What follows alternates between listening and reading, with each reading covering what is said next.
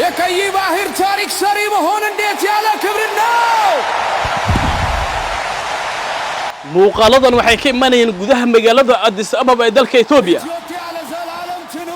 madaxweynaha Soomaaliya ayaa qaatay go'aan adag taasoo la ogeyn qataraha ama dhibaatada ugu iman karto Soomaaliya maadaama Itoobiya iyo Masar iyo Suudaan si weyn ay isku hayaan biyo-xiranka wabiga Niil waxaana maalmihi la soo dhaafay shaki la gelinayay in madaxweynaha Soomaaliya uu ka qayb galayo munaasabadda xarig jarka ee wabiga Niil. دبان مدحوينها جمهورية فدرالك الصومالية حسن شيخ محمود wuxuu gaaray dalka Itoobiya soo kaga qayb galo shirka labaad ee looga hadlayay arrimaha cimilada Afrika balse waxa isku soo aaday xarig jarka wabiga Niil iyo shirkii looga hadlayay cimilada Afrika. Abi Axmed oo garabkiisa taagan madaxweynaha Soomaaliya Xasan Sheekh Maxamuud kan Djibouti Ismaaciil Cumar Geele iyo waliba midka Kenya William Ruto waxayna Abi Axmed ay ku heliyeen xarig jarka wabiga Niil oo aad isku khilaafsan dawladaha Masar Suudaan iyo waliba Itoobiya. Soomaaliya ay waxay qaadatay go'aan ah inay ka qayb gasho xarig jarka wabiga Niil. Itoobiya iyo Soomaaliya ayaa sanadihii ugu dambeeyay waxay isku hayeen qayb ka mid ah badda Soomaaliya. Itoobiya ciidamo ka mid ah waxay joogaan gudaha Soomaaliya waxayna dhibaatooyin ka geystaan qayb ka mid ah gobolada dalka. waxaana xusud mudan in Itoobiya ay ka qayb qaadatay dagaalkii dhaxmaray ciidanka dawladda Soomaaliya iyo waliba ciidamo taabacsan madaxweynaha maamulka Jubbaland Axmed Maxamed Islaam Axmed Mudoobe. dagaalkaasi oo ka dhacay balad xaabo Dolo taasoo ugu dambeyntii dawladda Soomaaliya ay digniino adag ka soo saartay in Itoobiya ay farageliso madaxbannaanida dalkeena.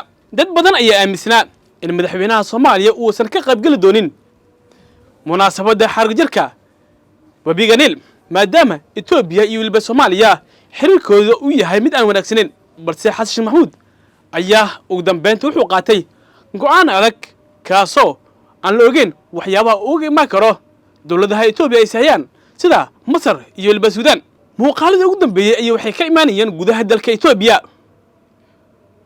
magaalada Addis Ababa ee caasimadda dalka Itoobiya waxay isqabsaday sabaxan dabaaldegyo waaweyn. jawiga Itoobiya waa sidan. ኢትዮጵያዊ መሆን እንዴት ያኮራል!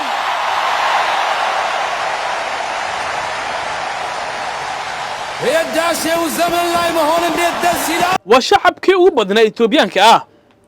dabaaldegyo waaweyn waxay ka sameynayeen guud ahaan gobolada Itoobiya iyo caasimadda Itoobiya ee Addis Ababa. balse lama oga falcelinta kaga iman karta Soomaaliya Masar taasoo Masar ay si weyn ugu soo horjeedo in Soomaaliya ka qayb gasho biyo-xiranka wabiga Niil.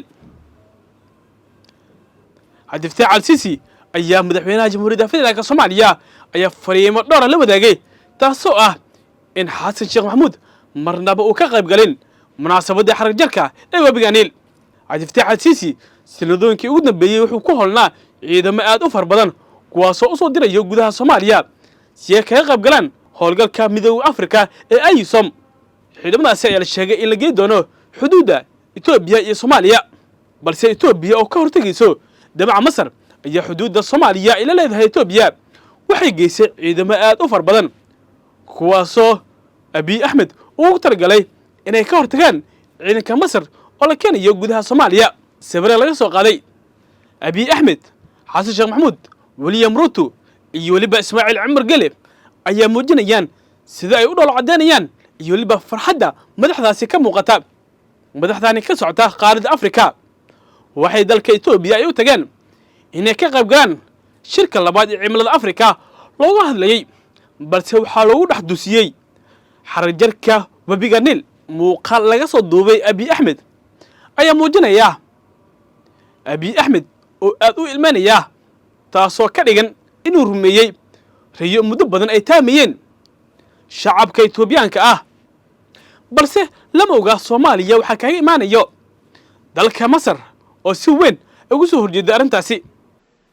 Excellencies, ladies and gentlemen, His Excellency President Abi Axmed, Prime Minister of the Federal Republic of Ethiopia, Excellencies, Heads of States and Governments and delegations, It's a great honor for me to be here and share the Somalis' views and positions in this important summit of African climate.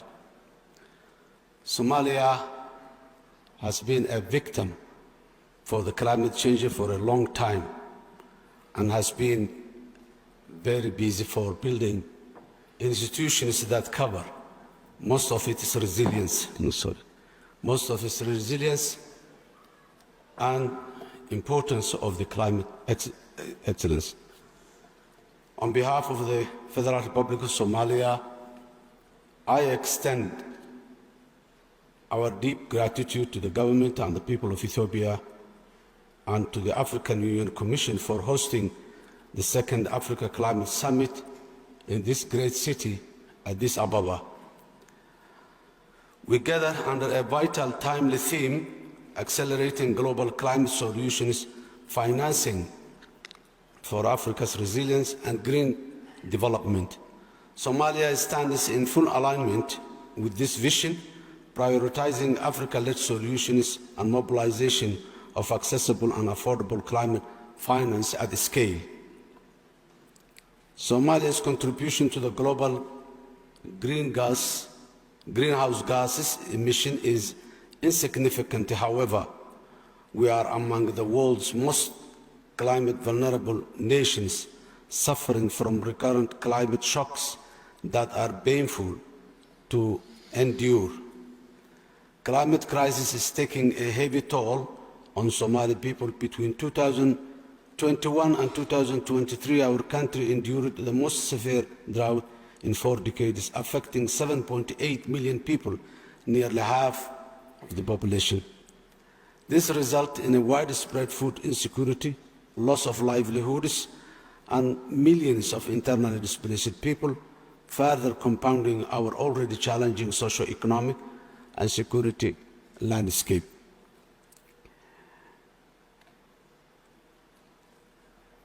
Excellencies, ladies and gentlemen, priorities anchored in the African agenda, the Nairobi Declaration of 2023 during the first African Climate Summit set a continental course to expand Africa's renewable generation to 300 gigawatts by 2030. This requires around $600 billion and reforms of the global financial architecture so that no longer nations must choose between development and climate action.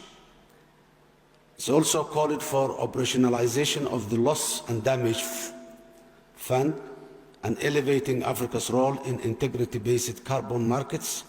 Somalia stands firmly behind this agenda. Guided by that vision and our national determined contribution, Somalia's climate priorities are clear. Number one, protect lives and livelihoods through adaptation at scale.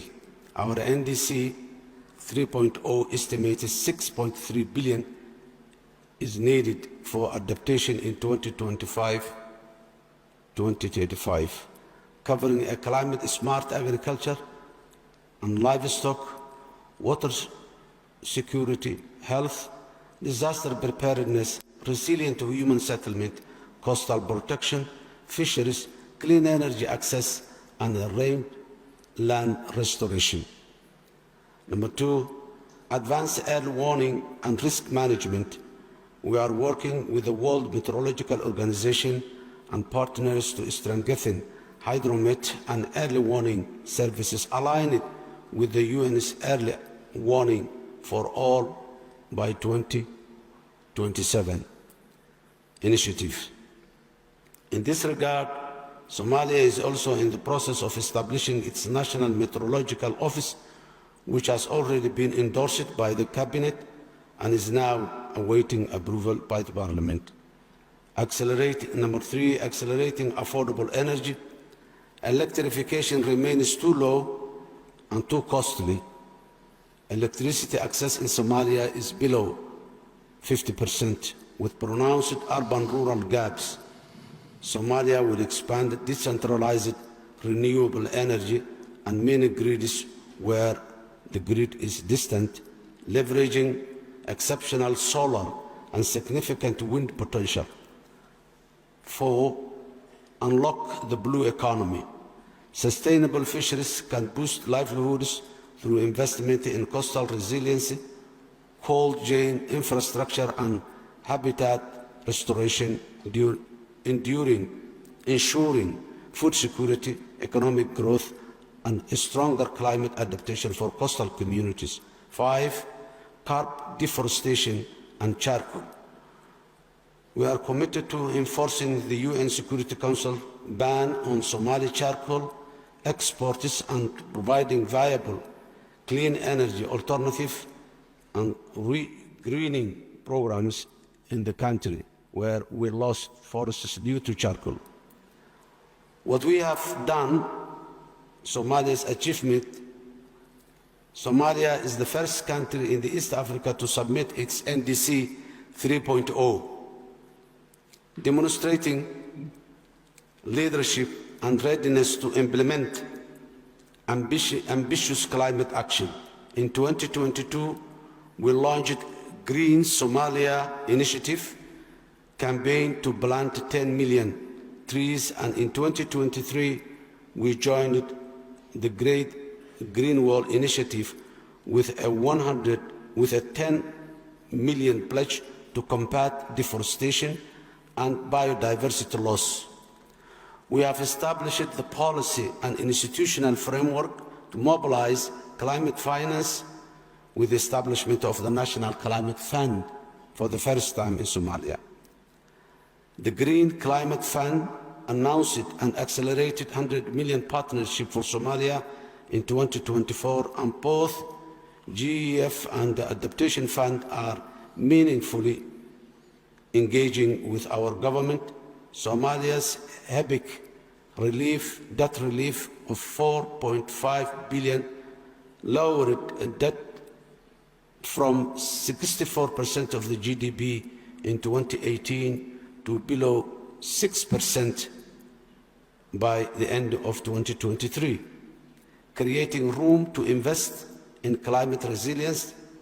Our government is also focused on increasing domestic revenue, further strengthening public financial management, and creating a conducive investment environment to attract investment to enhance resilience building. Resilience on the ground. With our partner, we are expanding multi-use water infrastructure and climate-smart land management in dry lands. Canal and flood relief works along the Shabelle and Juba rivers are helping reduce disaster losses and improve food security. Opportunities in Somalia. Somalia is ready to help deliver the continent's renewable surge. Private developers and communities are co-creating solar hybrid mini-grids and growing.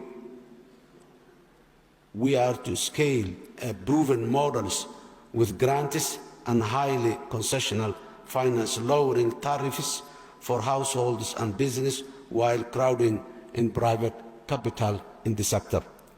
Our blue economy can be a resilience engine, sustainable fisheries, restored mangroves and shorelines, and climate-smart coastal infrastructure, if supported by targeted affordable finance and ocean climate partnership referenced in the Nairobi Declaration. In our people, farmers, pastoralists, fishing community, women and youth are already leading solutions.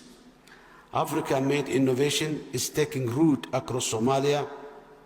Our task is to scale what works for us and for the continent.